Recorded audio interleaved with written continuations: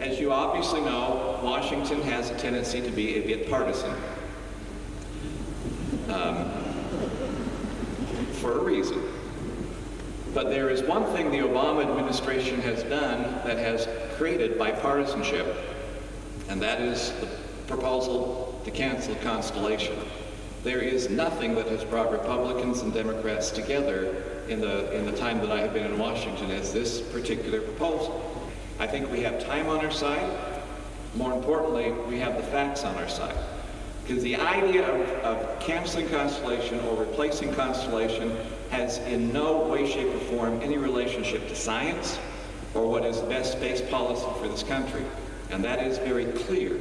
This is not commercialization. This new proposal from NASA is not commercializing the approach to it. It's simply taking contracts from one private sector employees who know what they are doing and have produced a result, and shifting them over to another set of private contract employees who have relationships with people, but have not produced a result.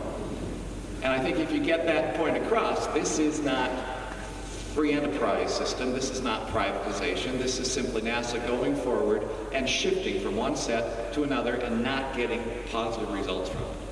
And what we should have, if we learned anything from the Columbia disaster and report, it is that when NASA fails to have a vision, NASA will fail, and there will be a catastrophe that results from it. That was what they told us to do, and unfortunately, this administration does not have a plan for the future of space. There are some apologists out there will saying, well, the Obama administration is only following through on the Augustine report. I hope some of you will write letters to the editor about that. Frank Wolf, a congressman for Virginia, has the letter from Augustine saying this was not his proposal. This is not part of the Augustine report. And what I'm talking about all the time with the industrial base is something that surely could have been discussed and considered before they made this proposal. I just have a question. I was wondering why taxpayer dollars are going to go to pay Russia to send our astronauts into space. Isn't the idea to keep our jobs here in the U.S.?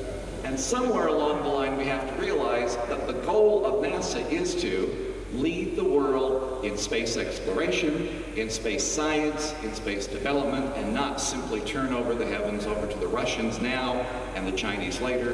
That is simply wrong. It is wrong, it is wrong, it is wrong, and we're going to fight it with every fiber of our being so that we go back to what needs to be, where the United States is once again a leader in space.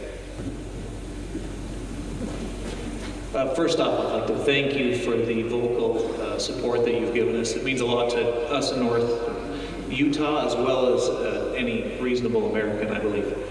At the end of February, you had the hearing with Administrator Bolden, and you brought up the industrial base question to him. He responded that he would get back with you to be on the record with those people that he had worked with. Has he done so?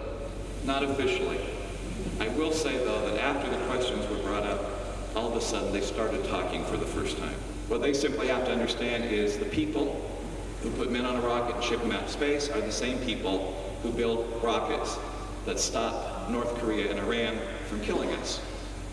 And the problem is, if you destroy the industrial base, you don't have the ability of defending this country militarily. The Pentagon understands that last year they sent us 2 reports. The first report, they said, if you even slow down Constellation, it has a negative impact on the defense side of this country. And then they revised the report. They said it has a significant negative impact on the defense of this country. And Ash Carter sent us a letter a few months after that, which simply said that this industrial base is not a birthright. It's not a spigot you can turn on and off. It's not found easily in the commercial sector, and if we lose these special kinds of jobs, we may never get them back. And if we do, it will take a lot of time and a whole lot more money. That's one of the reasons why members of Congress, on both sides, recognize that if we cancel Constellation, we have a serious, serious problem. Last year, when we cut back on missile defense, we put the industrial base in disarray.